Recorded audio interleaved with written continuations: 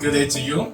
I am Tolu Adeju, and I welcome you to the Christian Education Department of the Nigeria Baptist Convention Global's preparatory class for Sunday school. And this week, our topic is preaching the text, and we'll be taking our text from the book of Exodus, chapter 25. We take verse 1 to 9, and then we'll move to 26, take verse 1, and then from verse 13 to 37.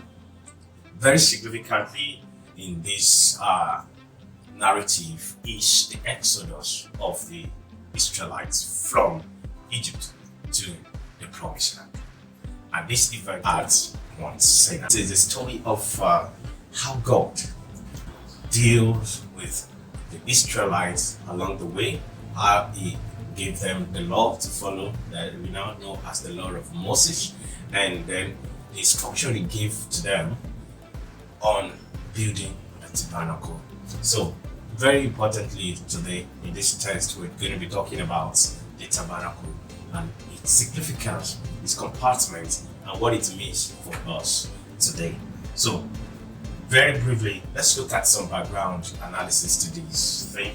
The Israelites this time are now free from slavery in Egypt and are now wandering through the desert. So at this time, God wanted to form a new identity with the Israelites, especially how he wants to relate with them. Part of the instruction he gave to them when God spoke with them was to build a tabernacle. God gave them specific instructions about how the tabernacle must be.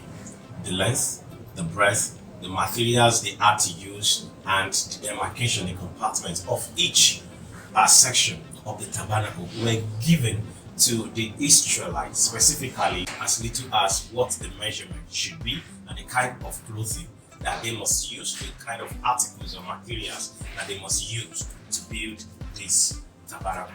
Now, let's look at some facts about this tabernacle. First, we look at the structure.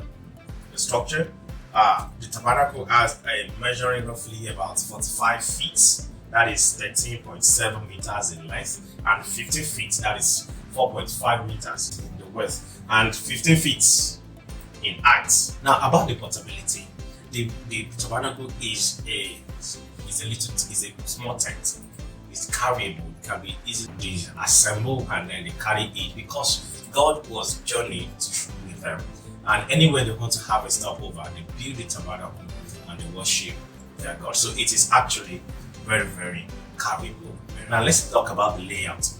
The tabernacle is divided into three compartments. We have the outer courts, the holy place, and then the holies of holies. So let's look at the outer court.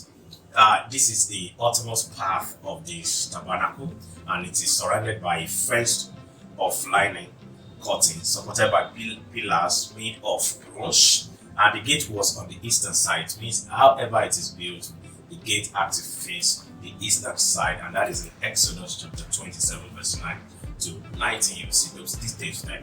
Now the holy place was the middle compartment, that is inside, separated by a veil, and it contained the table of showbread, the table with 12 loaves of bread. This signifies the 12 tribes of Israel. The second thing in the holy place is the golden lampstand. This is a 7-branched lampstand.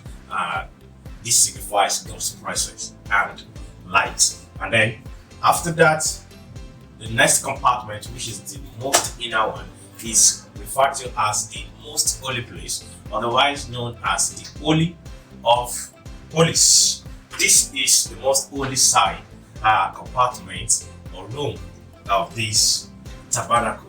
Now, let's look at it. The place is separated by a curtain, a multical one, so that it is never transparent. Nobody can see through the curtain, and it contains the following elements, which is the first is the Ark of Covenant. The Ark of Covenant. There is a golden overlaid wooden chest that has the following elements put inside it. The first thing you find there is the 10 Commandments. This is the 10 Commandments given on Mount Sinai to Moses by God. And the other thing you find there is Aaron's rod. This is the Aaron's rod that budded, okay? It's a rod and then it's already sprouting out a new leaf. So it is Aaron's rod and it is described as rod that's budded. That is according to Numbers chapter 14, Psalm 17 verse 1 to 3. And other thing you find there inside the Ark of the Covenant is a jar of manna. This is a jar containing the sample of the manna God filled the Israelite with. All of these are to serve as testimony for the upcoming generation of the Israelite, so that when they see it, they can remember the wonders that God did with their forefathers who are in the wilderness, so that they will know that God had cared for their forefather and that today He also cares for them. Now, other features, the other things you find in the tabernacle is the altar of burnt offering. This is a bronze altar in the outer courts. That is where the burnt offerings are offered for people for their atonement. And then we have the laver. The laver is like a basin where the high priest, the priest, will wash their hand. This is situated inside the holy place. This is where they wash their hand and feet before they move into the most holy place. And let me note that the most holy place, only the priest enters in there, and it is only once in a year. Our lesson explained. Let me just note a few things. The first one is offering from a willing heart. Exodus chapter 25, verse 1 to 19.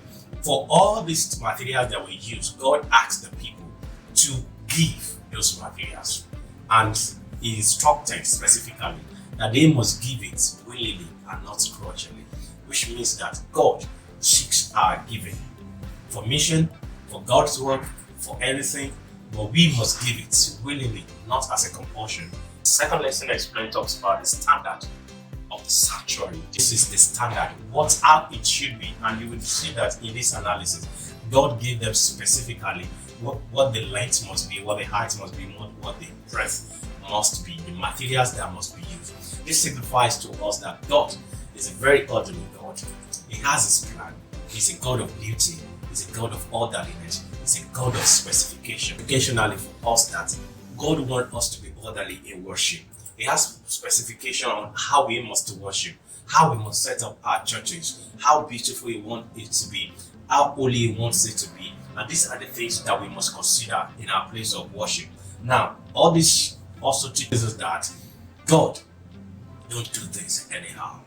And so when we approach God, we must not approach Him anyhow. When we worship Him, we must not worship Him anyhow. We must worship God with the consciousness that His presence is there and that He loves beauty, He loves orderliness, that our things He will not accept from us from worship, so that our worship is not in vain. But more importantly is that the tabernacle today is our body. The holy place is in us.